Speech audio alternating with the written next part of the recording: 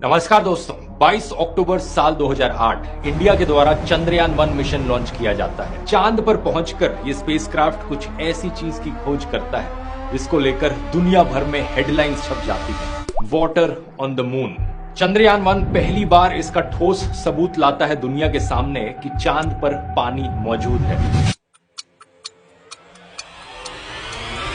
Specifically कहा जाए तो चांद के साउथ पोल के एरिया में मौजूद है। इस खबर को देखकर दुनिया भर के देशों में चांद को एक्सप्लोर करने का क्रेज फिर से जाग उठता है। अमेरिका और चाइना के द्वारा रेगुलरली मून पर मिशंस भेजे जाते हैं। इजराइल कोशिश करता है चांद पर सॉफ्ट लैंडिंग करने की। इसके अलावा जापान, यूरोप और रशिया के द्वारा भी कई लूनार मिशंस प्लान किए जाते हैं। लेकिन आज दुनिया की नजर है इंडिया के चंद्रयान-3 मिशन पर। आखिर कौन सी नई खोज चंद्रयान-3 का मिशन करेगा और चंद्रयान-2 का मिशन क्यों फेल हो गया था?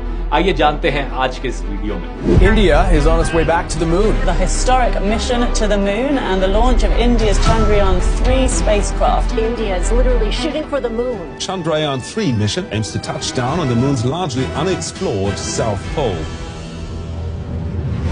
मून मिशंस यानी चांद पर भेजे जाने वाले मिशंस 5-6 अलग अलग प्रकार के हो सकते हैं। साल 1950s में पहली बार था जब इंसानों ने चांद पर मिशन भेजने शुरू किए थे और तब से लेकर अब तक टेक्नोलॉजी जैसे जैसे इंप्रूव होती गई है, इन मिशंस की कॉम्प्लेक्सिटी भी उतनी ही बढ़ती गई है। सबसे पहले सबसे सिंपल टाइप के मिशन होते हैं फ्लाई बाय मिशंस। इसमें एक स्पेसक्राफ्ट को भेजा जाता है स्पेस में जो चांद के पास से गुजरे, यानी चांद के चारों ओर ये गोल गोल नहीं घूमे बल्कि चांद के पास से उड़कर ये बगल से निकल जाए। सबसे पहला successful fly bye mission Soviet union के द्वारा लॉन्च किया गया था जनवरी 1959 में, जब इनका स्पेसक्राफ्ट लूना 1 चांद के बगल से गुजरा था। इसके 2 महीने बाद अमेरिका ने अपना पहला successful fly bye mission launch किया मार्च 1959 में, जिसका नाम था पायनियर 4। इनका मकसद था दूर से ही चांद को स्टडी करना। अक्टूबर 1959 में जब सोवियत यूनियन लूना 3 लॉन्च करता है तब हमें पहली बार चांद की एक फोटो देखने को मिलती है करीब से। स्क्रीन पर देख सकते हैं आप, ये पहली फोटो मून की दूसरी साइड की ली गई थी, जो डार्क साइड होती है मून की,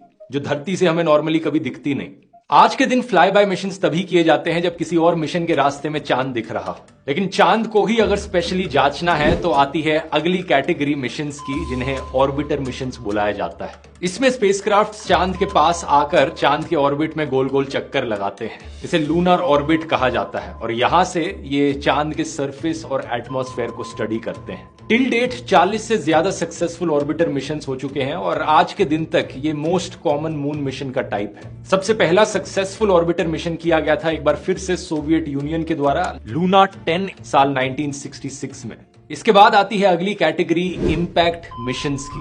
ये मिशंस ऑर्बिटर मिशंस का ही एक एक्सटेंशन होते हैं। यहाँ मेन स्पेसक्राफ्ट चांद के अराउंड ऑर्बिट करते रहता है, लेकिन उस स्पेसक्राफ्ट से एक हिस्सा डिटैच होकर चांद पर जाकर क्रैश लैंड करता है। क्योंकि क्रैश लैंडिंग के वक्त ये मून से इंपैक्ट कर रहा है, इसलिए इन मिशंस को इंपैक्ट मिशंस बुलाया जाता है। आप पूछोगे ये क्रैश लैंड कराने का क्या तुक बना? इसका जवाब बड़ा सिंपल है। क्रैश लैंडिंग करने तक का जो समय है, जब वो चांद के करीब करीब आए जा रहा है, उसी समय में काफी सारी इंस्ट्रूमेंट की रीडिंग्स ली जा सकती है, इसलिए इंपैक्ट मिशंस भी काफी यूजफुल होते हैं। चंद्रयान-1 हमारा एक इंपैक्ट मिशन था। जो हिस्सा स्पेसक्राफ्ट का अलग होकर चांद पर जाकर क्रैश लैंडिंग करता है उसे मून इंपैक्ट प्रोब कहा जाता है। चंद्रयान-1 के मून इंपैक्ट प्रोब में एक इंस्ट्रूमेंट लगा था, Chandra's altitudinal composition explorer, short में इसे चेस कहा जाता था। ये एक मास स्पेक्ट्रोमीटर था जो हर 4 सेकंड में रीडिंग्स लेता रहता था जैसे जैसे ये चांद के करीब आ रहा था क्रैश लैंड करने के लिए। और इसी इंस्ट्रूमेंट की मदद से हमें पता चला कि चांद की एटमॉस्फेयर में पानी मौजूद है।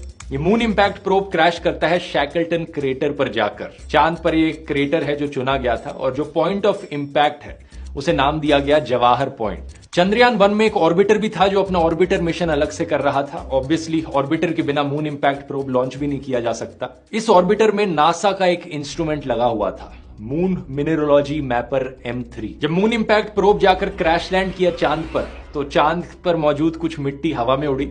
उस मिट्टी को, उस लूनार सॉइल को एनालाइज किया इस इंस्ट्रूमेंट